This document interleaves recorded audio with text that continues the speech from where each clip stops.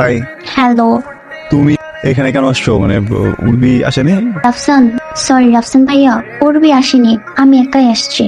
কেন, কোনো কাজ আছে এখানে? একটা কথা বলার ছিল, বলো। আপনার সাথে পিক তোলা আমার সুযোগ পাইনি, সেজন্য আপনি এখানে এসেছি।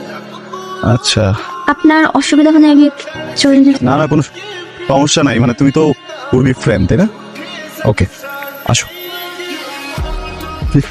ঠিক, উর্বি চলে আসবে যে কোনো সময়, আসলে খুশি হবে তোমাকে দেখলে, সমস্যা নেই। আরে কি করছিস তুমি? এই তোর কি মাথা ঠিক আছে? হ্যাঁ, চলো। উর্বি, ওই আরে আমার কথা, পাগল নাকি তুমি? হ্যাঁ, পাগল করতেছো নাকি তুমি এখানে? সরি বলতে এখন ঠিক হবে না। কি মনে করছে মেয়েটা?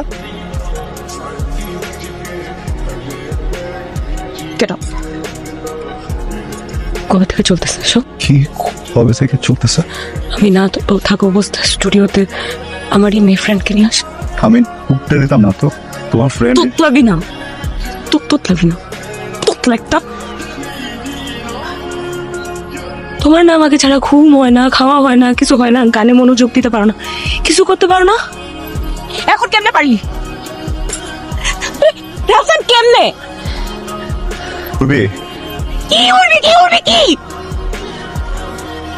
কি আমি কি আমি কি কি বল বল। অবিশ্বাস, আমাকে অবিশ্বাস করতেছো? ঠিক আছে, আনছি একটা মেয়ে, ওর সাথে বাজে কাজই করছি আমি। খারাপ না আমি? তুমি বলছো না যে তোমার আমার ভিতরে প্রেম নাই? আজকে থেকে তোর আর আমার কোনো ধরনের যোগাযোগ নাই। তোর সাথে আমার কিছু নাই, তোর সাথে আমার মিউজিক নাই, তোর সাথে আমার কিছু নাই, তোর সাথে আমার কিছু নাই, বুঝছিস? তোর সাথে কিছু নাই। না থাকলে তো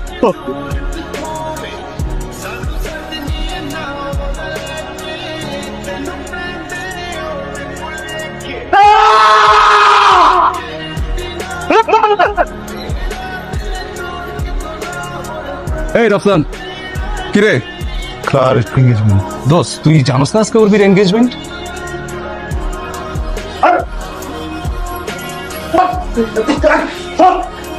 বসেন বসেন, উর্বির সাথে কথা বলবো। এর মাঝখানে যদি একটা মানুষ ঢোকে না একদম, কিন্তু তাও ছিল কি হবে তো?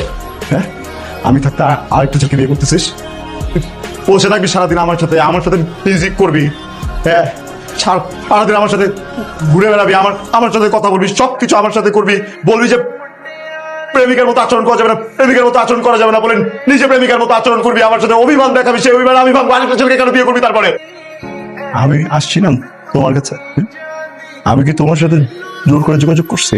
তুমি আসছো, যে মানুষটা কোনোদিন কোনো মানুষের সাথে কথা বলে নাই, কারোর সাথে যোগাযোগ করে নাই, ওই মানুষটার সাথে জোর করে যোগাযোগ করছো। একটা মানুষ আর একটা জীবন একা একা থাকছে, একটা মানুষ সারা জীবনে কোনদিন বন্ধু বানায় নাই, সে কখনো জানে না যে কিভাবে বন্ডিং বানাইতে হয়।